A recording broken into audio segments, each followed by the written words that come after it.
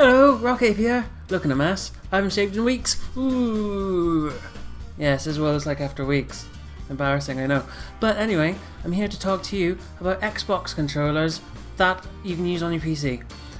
Basically, I bought one recently. I say recently, it was a couple of weeks ago now, and it's rubbish. I've used it and it's just very cheap plastic. It cost double the price of my previous controllers, so I figure I'll make some kind of review video and let you know which you should pick so you don't fall into the same trap I did. Okay? So here we go with the first one. So for my first controller I'm going to show you is the Afterglow wired Xbox controller by a company named PDP. They make tons of different gaming accessories in the LED light show style, and they also own the Rock Candy brand, which make ultra bright light coloured accessories. This particular controller is for the Xbox 360 and PC. I plugged it in via USB and the software downloaded straight away, as well as installing automatically, which just saves you time in the long run. Visually, you may have noticed the plastic is see-through and the logo is hidden right at the bottom of the controller. See it there? Afterglow. There is an access slot for headsets, like the official Xbox 360 controller, and the triggers feel very similar to it as well. Pressing down the triggers. At the back there's a tiny button which allows you to turn on the glow effect. You press it once and it just flashes, and then it'll turn on when it vibrates. You press it again and it'll just glow forever. It's not this green in real life. It's the same colour as the Razer keyboard, if you've ever seen it, or any Razer stuff. So I'll turn it back off. I find it pretty bright and can be distracting, especially if it's at night and you're in the dark. It's just so bright. If you look at Amazon, you can see it comes in blue or green. I got mine from Game and they only did the green one, and it costs £5 more than the price online, where it retails at around £15, so very cheap for a controller. If you flip it back round to the front, you'll see it's got a standard layout. You got the standard buttons there, and then analog sticks. But also, the start and the back button are in really weird angles, and they also like little tic-tacs. I hope they're not tic-tacs. But the buttons all feel fine for now, pressing them. Just feels like normal buttons. Apart from the analog sticks. They feel like, especially the right one, it feels very flimsy, and they're probably the most likely source in future if there's any problems. When I hold it normally, it feels kind of weird, like it's not wide enough. It just feels really small in my hands. But it's probably crazy talk, since the controllers I got are all generally of the same size. Moving on. Okay, so the next controller I'm going to show you is particularly themed. You've probably already guessed based on the symbol on the arm. Yes, this is the official Star Wars themed Xbox One controller. I bought it as a possible upgrade to my normal controller quite recently, and this is the main reason to even make this video. First, you'll notice the Rebel Alliance symbol on the arm, but what you may not notice straight away is a bit of blue in the middle. Ooh. On closer inspection, like, it is R2-D2. I didn't realise it at first, as he is mainly white and blends in really nicely with the background. I'm actually really disappointed with this controller. It's by a company called PowerA. They also have licenses for Pokemon, Lego and Skylanders, just to name a few, so you can expect all sorts of products with the name on it accessory wise. The first thing I noticed when I picked it up is it's incredibly light. It's as if there's nothing inside and it's just an empty shell. It kind of entertains me, as is how you feel when you hold it for the first time. If you look at the triggers, they feel very flimsy and can be quite uncomfortable to press on, as they can be pushed below this weird sharp ridge. around the outside of their housing. I've been playing on Twitch with friends, and the ones who've used this also agree with me when I say it makes you not want to press down on the triggers. The bumpers also feel of a light plastic quality. I think being white doesn't help it, as it looks really cheap. Just incredibly cheap. To me, anyway. Flipping it over. Oh, there's no extra buttons. It's just plain Jane over here.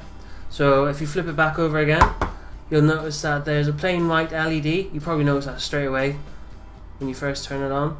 But it's nothing fancy.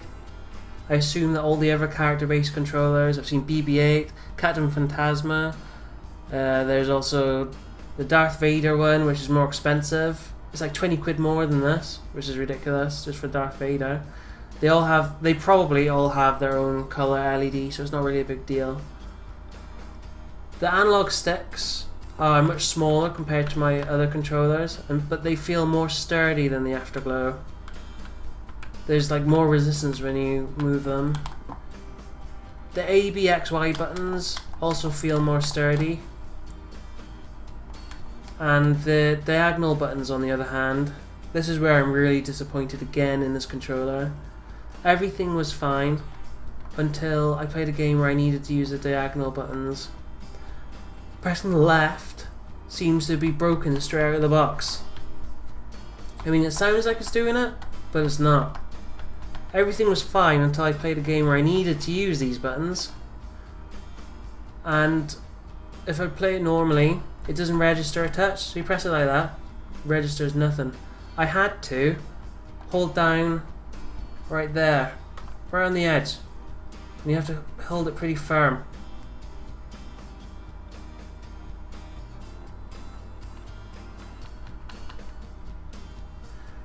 The other buttons don't seem to be affected, but this is quite disheartening for a new controller, especially as Xbox One controllers cost a lot more than the 360, and this retails for £35. The game sells it for £40 in store and $35 online, which is weird, and currently there's a deal on Amazon for it for about £28. There's also no headset slot for it, which is sad. And this was my first try using the Xbox One controller. It feels not too much difference compared to the 360, and I would say it's not worth the price if you plan on only using it on PC. I wouldn't bother.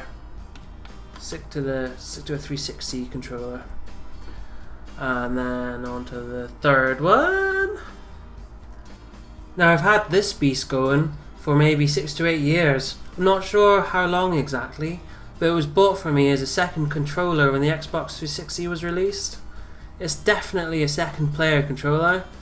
You'd give this to your girlfriend or younger sibling to hold while you do all the killing and you just carry them in whatever game you're playing.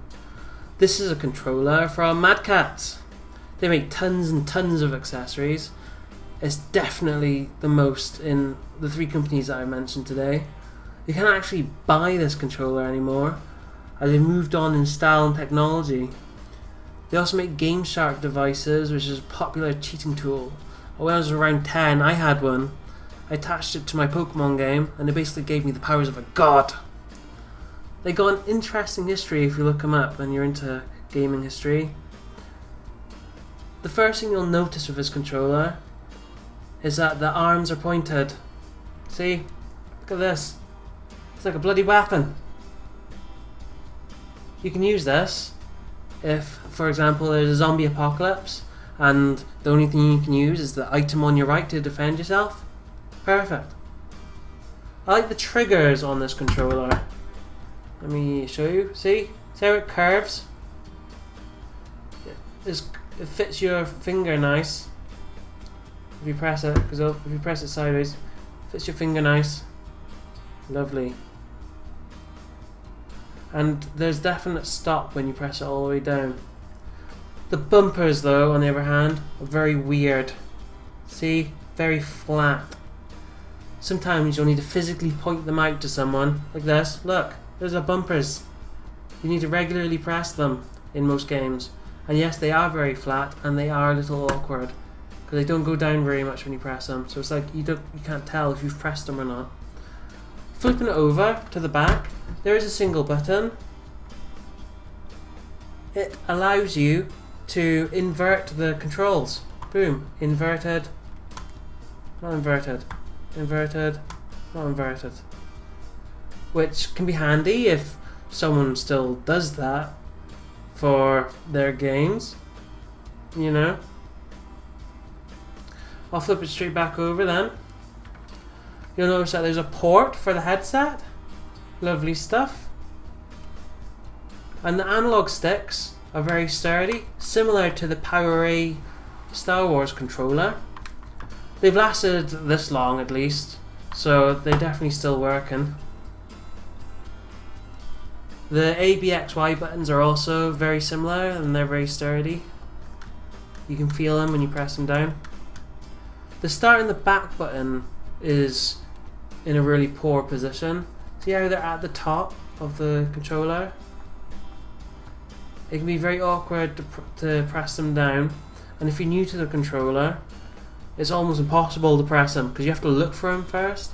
And if you're playing a multiplayer game, like a shooting game or something, and you have to pause or you want to look at the score, you just look down and then you're dead by the time you look back up again. So, not great. There's also a ridge between the diagonal pad and the left analog stick. Dirt can build up along there, and you'll definitely need a brush to clean it. I don't think Mad Catz focus on controllers anymore, apart from mobile gaming. It's a shame because this is a pretty well built controller and it has lasted a lot longer than any of my actual cats.